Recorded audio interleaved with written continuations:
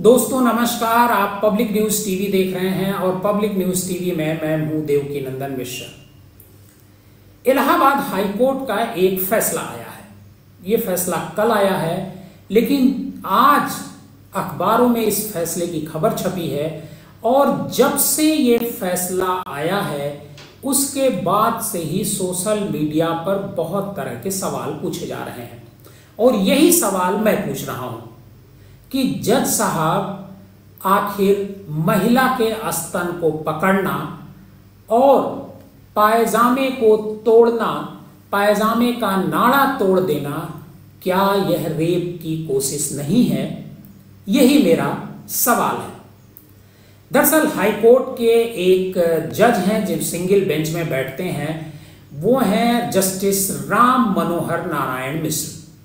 राम मनोहर नारायण मिश्र के पास एक रेप का एक मामला आता है कि उसके खिलाफ कोई कार्रवाई न की जाए और तब वो फैसला सुनाते हैं कि नाबालिग लड़की के स्तन को पकड़ना, उसके पायजामे को, नाड़े को तोड़ना और उसे पुलिया के नीचे खींचने का प्रयास करना रेप या रेप की कोशिश के तहत अपराध नहीं माना जाएगा।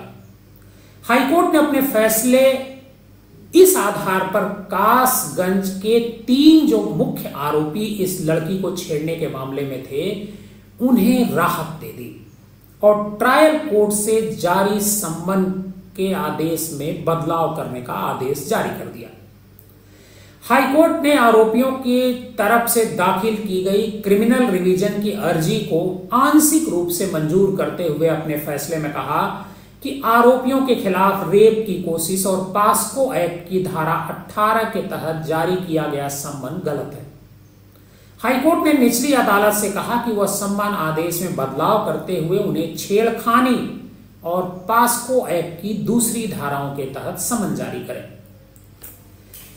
दरअसल हम जज साहब के ऊपर सवाल खड़े करें, बहुत सारे लोग होते हैं जो कहते हैं जज पर सवाल नहीं खड़े किया जा सकता है, लेकिन उससे पहले मैं पूरी घटना आपको बताता हूं। दरअसल यह मामला कासगंज का है, उत्तर प्रदेश के कासगंज जिले का एक पटियाली थाना क्षेत्र पड़ता है, जिसमें 10 नवंबर 2021 को शाम 5 बजे एक घटना घटती है।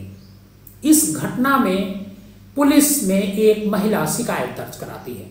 वो शिकायत दर्ज कराती है कि वह अपनी बेटी 14 साल की बेटी के साथ कहीं जा रही थी।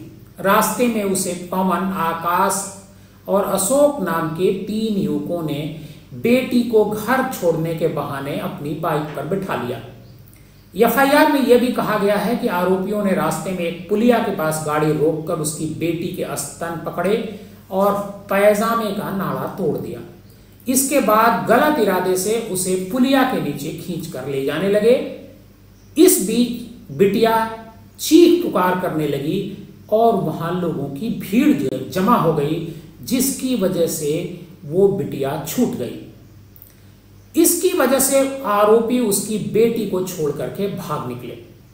इस मामले में आरोपियों के खिलाफ आईपीसी की रेप की धारा 376 और पास्को एक्ट की धारा 18 यानी अपराध करने के प्रयास का केस दर्ज किया जाता है। निचली अदालत ने इन्हीं धाराओं में जो आरोपी होते हैं उनके खिलाफ सम्मन जारी किया। जज कहते हैं कि निचली अदालत के फैसले के खिलाफ जब आरोपी हाईकोर्ट इलाहाबाद में क्रिमिनल रिवीजन की अर्जी दाखिल करते हैं तो हाईकोर्ट कहता है कि आरोपियों की याचिका को आंशिक रूप से हमने स्वीकार किया है। जस्टिस राम मनोहर मिश्र की सिंगल बेंच ने अपने फैसले में कहा कि महिला के स्तन को पकड़ना, उसके पैजामे के नाड़े को तोड़ना और खींचने की घटना को कतई रेप की कोशिश का अपराध नहीं माना जा सकता है। इन हरकतों से यह नहीं माना जा सकता कि उन्हें रेप की घटना को अंजाम देने के लिए कारित किया गया। जज साहब जब ये आर्डर जारी करते हैं तो लगता है जज साहब ने पूरी बात पर ध्यान नहीं दिया।